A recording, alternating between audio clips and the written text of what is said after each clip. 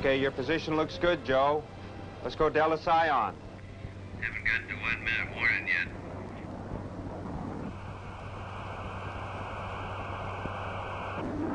One minute. Delta Sci. Push to test. Rock light showing. Prime. Igniter ready light. Pre-cool on. Igniter idle. 20 seconds to launch. Everything checks here. Your position is good, Joe. Pump idle. Good pump. Good igniter. Ready to launch now. Good light. Okay.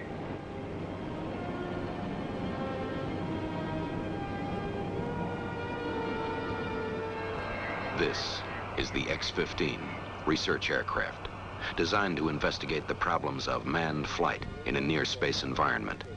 Altitudes up to 50 miles, speeds up to Mach 6.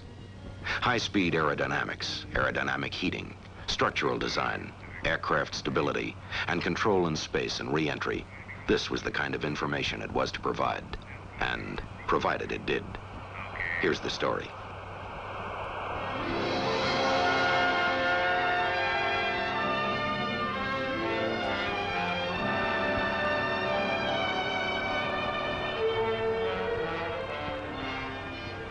Before the X-15, the question had been, what is to be man's role in space travel?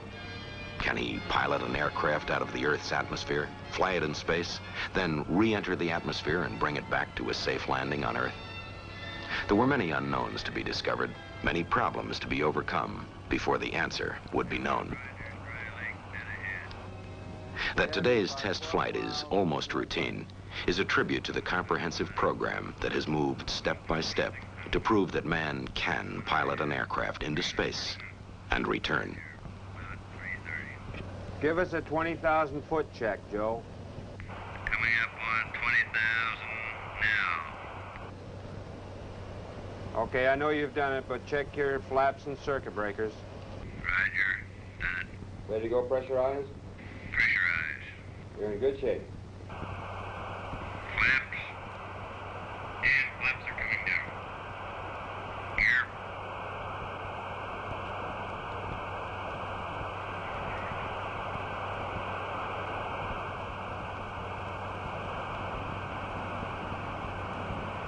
Can't seem to get her on the ground.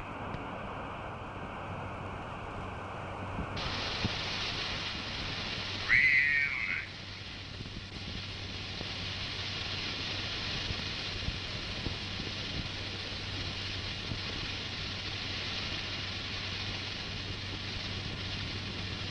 Well, sir, now we're done with the second cross-country. Attaboy. Real good flight, Joe.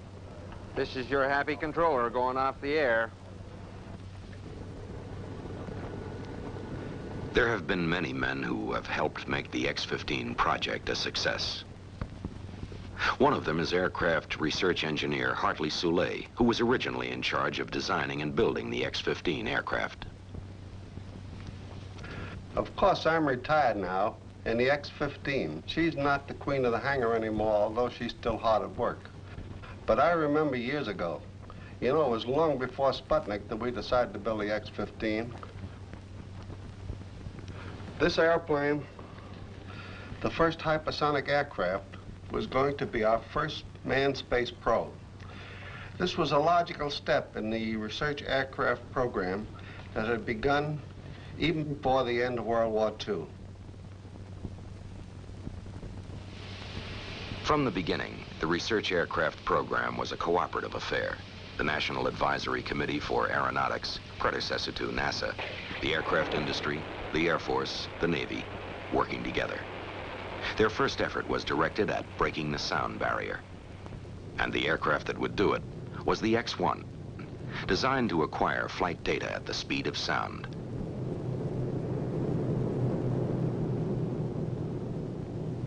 On October 14th, 1947, with Air Force Captain Charles E. Yeager at the controls, the X-1 made the world's first supersonic flight.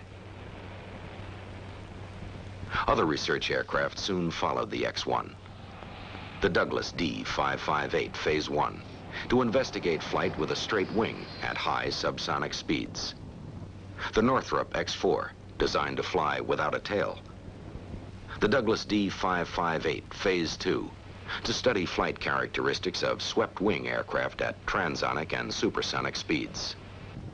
The Bell X-5, designed with variable sweep. And the Douglas X-3, to investigate thin, straight wings at speeds beyond Mach 1. The Bell X-1A, with its increased performance, first of a series of follow-on aircraft to the original X-1.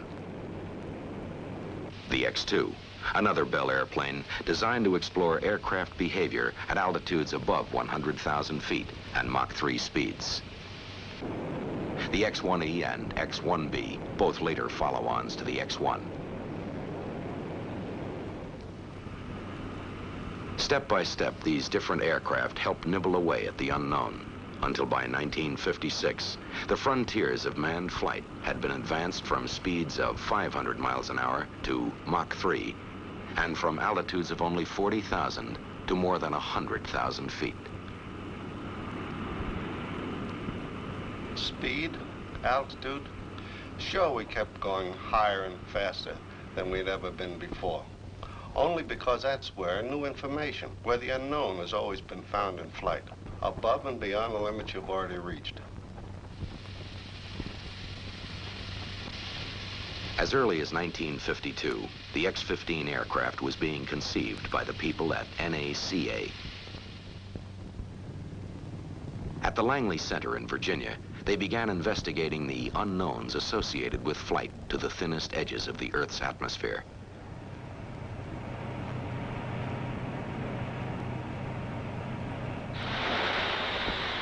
One unknown concerned aerodynamic heating. The X-15 would be the first aircraft to push from supersonic to hypersonic speeds, where the flow of air would heat the leading edges of the plane to 1,300 degrees Fahrenheit. Experiment after experiment was run to see if this extreme temperature would weaken or melt basic materials. The data resulting from tests run well beyond temperatures expected for the X-15 proved that there were materials that would withstand this kind of heat. Another problem, after rocket engines shut down, the X-15 would be thrust into a ballistic arc in air so thin that normal aerodynamic control would be impossible. How then could the pilot control the aircraft? The answer? Reaction controls that would allow him to correct roll movement and position the aircraft properly for re-entry through the atmosphere. But the designers knew the problems of control would never be fully solved until an X-15 aircraft was actually built. We knew the X-15 would look something like this. We knew that it would be a manned aircraft that would fly more than 4,000 miles an hour and as high as 250,000 feet. We knew that like the X-1, the X-15 would be air-launched and propelled in its flight by a rocket motor, the most powerful engine ever installed in an airplane. Of course, we didn't know what kind of a rocket motor that would prove to be. There'd never been anything like it. Designed for a manned system, the 50,000 pounds of thrust in its single chamber had to be controllable at the pilot's discretion. He had to be able to throttle this engine in flight. This is Harry Cook, program manager for the X-15 rocket engine. The LR-99 rocket engine was designed and built for the X-15 by the Reaction Motors Division of the Thiokol Chemical Corporation.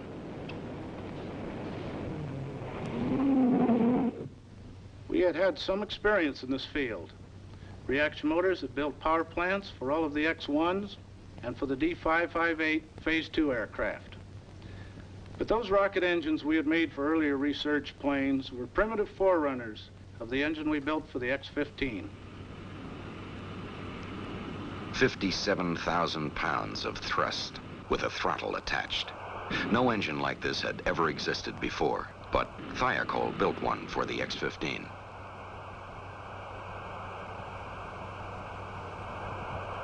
Now, What kind of airframe could be designed to carry such an engine?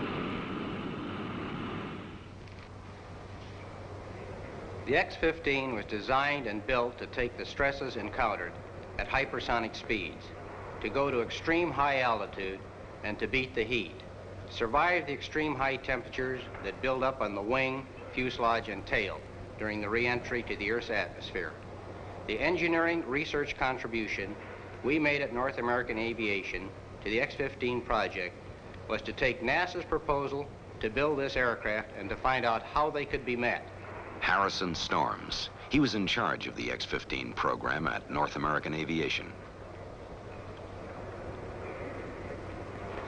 For example, they proposed to use a new nickel alloy metal for the protective sheath or skin on all three of the airframes of the X-15. We had to find out how it could be used. Inconel X was the name of the new nickel alloy.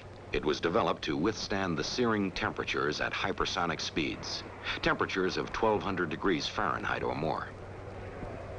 But to use Inconel X, it had to be cross-welded, and no one had been able to do it before. A major milestone was passed when North American discovered how it could be done. North American also originated the idea of fairings along each side of the X-15 fuselage to house control cables and hydraulic lines. This left the entire fuselage volume for power plant plumbing, as well as fuel and propellant tanks. Another invaluable North American contribution was the X-15 flight simulator, permitting pilots and ground controllers to plan and practice flights without ever leaving the ground. From an exact replica of the X-15 cockpit, the pilot could actuate hydraulic and control systems identical to those on the aircraft itself.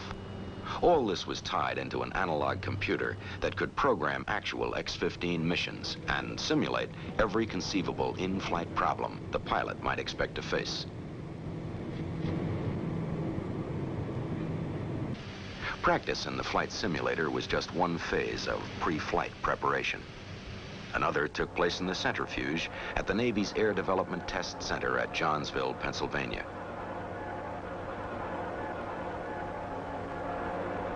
There, pilots learned how to take the heavy G forces they would meet when they flew the X-15 up into space and back down again. Hours of training here, added to hours in the simulator, extended the pre-flight pilot training period into weeks and even months. Then came the dramatic moment. The X-15 and its B-52 launch aircraft were ready. North American test pilot Scott Crossfield was ready. Step by step, the X-15 research project had moved to this important event. Now, the first of 3 X-15s was about to begin a series of test flights. The schedule called for an orderly progression of tests. In the first flights, the X-15 would remain attached to the B-52. Then a glide flight would be tried. Only then would powered flight be attempted.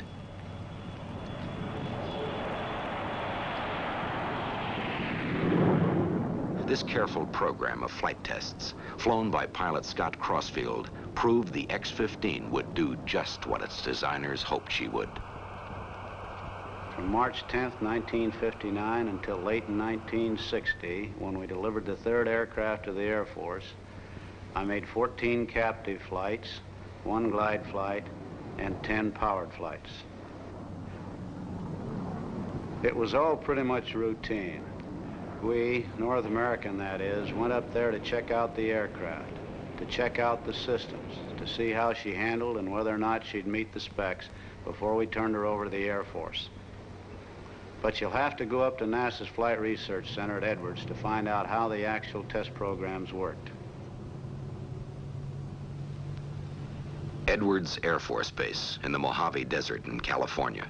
This is where the X-15 story comes together. For here is where test flights of all high-speed research aircraft since the X-1 have taken place. Like all the programs conducted here, the X-15 Flight Research Project had a simple basis. A series of progressive steps to higher speeds and to higher altitudes. But each step, each flight itself, had a more immediate purpose than simply to gain more speed or altitude. And each flight was carefully planned to make the most effective use of this aircraft as a research vehicle or tool. Paul Bickle, director of NASA's Flight Research Center. Each flight provided new information or confirmed one tunnel or theoretical data on the characteristics of an airplane performing in a very advanced flight regime. Each flight grew out of one that had already taken place and led to another still to come. But of course, the X-15 flight program really began in a simulator months before the first airplane was delivered to us. Joe Walker, Chief NASA Edwards research pilot, physicist, and pilot of a long list of research aircraft. Practice or planning in this simulator is the beginning of every flight that's ever been made in the X-15. All pilots assigned to the project first become familiar with the handling characteristics and timing of the X-15 on any given mission in the flight simulator. It's been good insurance for all of us. One of the X-15 pilots who has spent many hours in the flight simulator is NASA's Milton Thompson. Here, Thompson flies a practice mission under normal procedure, with pilot engineer John McKay working as his flight planner. In a nearby room where the analog computer is housed, the activity in the cockpit can be monitored on closed-circuit TV. The pilot's control movements and the airplane's simulated response are checked on a plotter by the flight planner, who will monitor the actual flight from the NASA Edwards Control Center on the ground. The pilot's inputs may also be monitored and recorded by other instruments. Variations from the planned mission are then simulated, so the pilot will learn to recognize their effects on the aircraft. For example, he may get a problem involving changes in stability. These changes are fed by the computer to his cockpit instruments. The pilot reads the changes and makes control inputs to bring the aircraft back to normal. His response is monitored and evaluated.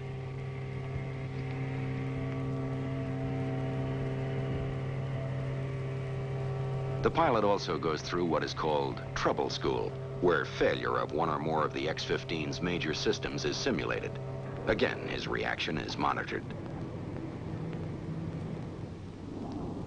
Each pilot gets further practice by making a number of flights in a modified F-104 aircraft. He flies over his upcoming X-15 flight course to establish geographic checkpoints and key altitudes in the landing pattern.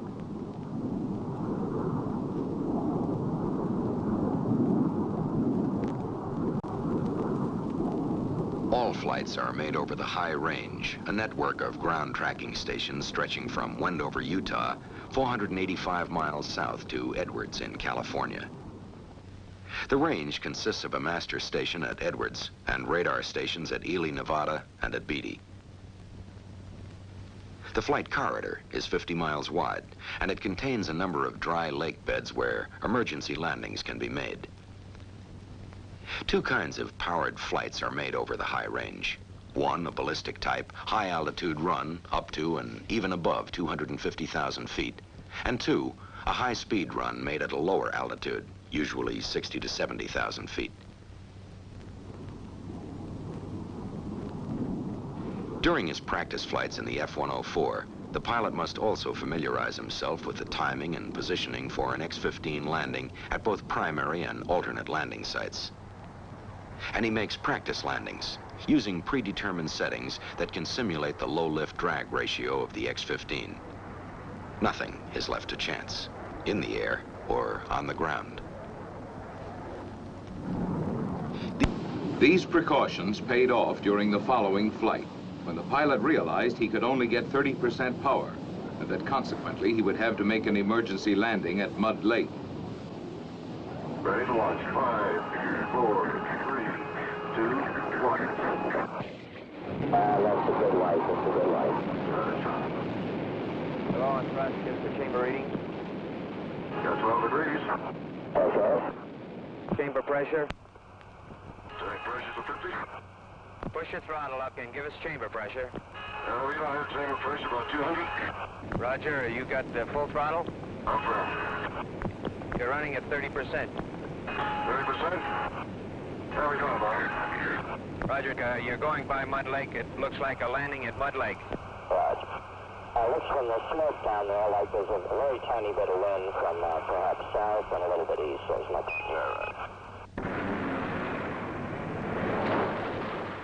Wrecked though it seemed to be, both the aircraft and the pilot survived to continue with the program. This was one of only 3 major accidents, all non-fatal, that have occurred in more than 120 flights with the X-15, a remarkable record of reliability. In February 1964, the plane that crashed on Mud Lake only a few months before came rolling out of the North American plant with a new designation, the X-15A2. This modified version was rebuilt for flight to Mach 8 times the speed of sound, where the airflow temperature rises to 2,400 degrees Fahrenheit. The new X-15 had a new heat-resistant protective coating, a new inertial guidance system, a longer fuselage, external tanks to carry more fuel for longer flights, and lengthened landing gear.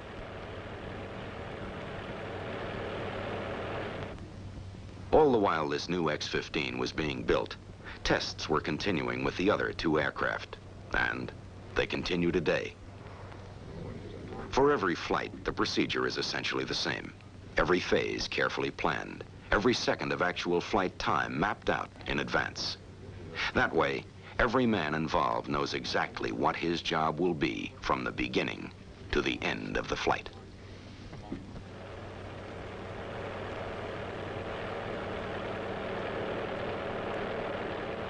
Hours of preparation, weeks of planning, months of study, whole years of research. All this goes with the X-15 each time she leaves the hangar for another flight. For after all, no matter how many flights have been made before, each new test will probe a little deeper into the unknown.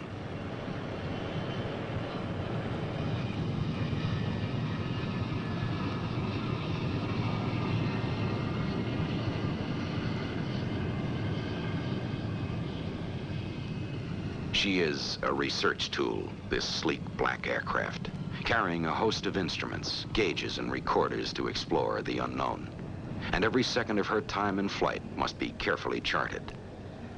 That's why at the Ely High Range Station, at Beatty, at Edwards, sensitive antenna watch and listen to each flight. That's why the pilot's heartbeat never really leaves the ground. And that's why in each control room on the ground, the plotting board is carefully watched for any unplanned deviation, for any unlooked-for change in the pilot's reactions or in the behavior of the aircraft. Position and velocity computers, telemetry receivers and monitors, data receiving and recording equipment, communications receivers and transmitters, they all go into action at the beginning of every flight. In NASA 1, the project men stand by, alert for any possible trouble in the flight, while flight surgeons prepare to watch the pilot's physiological response, his pulse, his body temperature, heart action, respiration rate. All of this will be telemetered to the ground. Then, as always, when time for takeoff draws near, attention focuses on the man chosen to fly the mission. Because of this, the X-15 pilot becomes, in effect, the symbol for the entire research team. The one man who represents all the others who have worked so long and so hard to make the project a success. And it is a proud record of accomplishment they've achieved. They have designed and built an aircraft that could be piloted into space and flown back safely to a controlled landing on Earth. They have accumulated important data on aerodynamic heating at hypersonic speeds. They've learned about stability and control of aircraft during flight in near space and re-entry to the Earth's atmosphere. And perhaps most important of all, they have dramatized the potential of piloted high-performance aircraft in a space environment at a time when much of the world's gaze was turned toward orbital flight.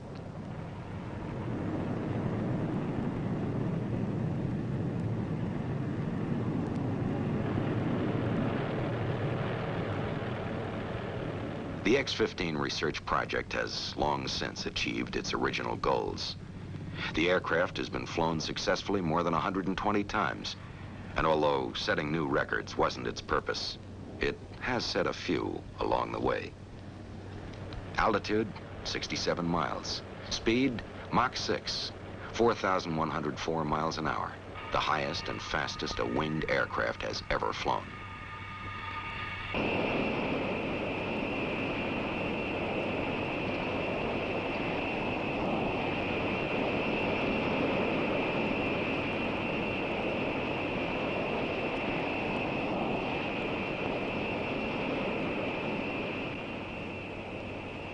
Today, the X-15 moves on to further accomplishment.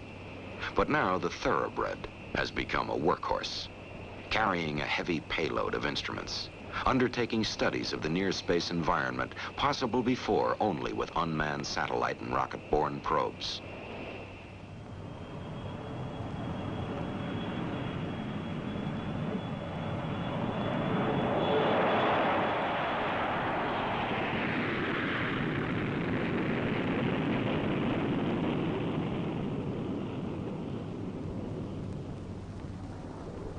There are many people who should share the credit for the continuing success of the X-15 research project. But perhaps they will understand if we seem to focus on those who have actually flown the many research aircraft since the X-1. By saluting these courageous men, we also pay homage to all the others who have helped us move step by step, deeper and deeper, into the unknown outskirts of space.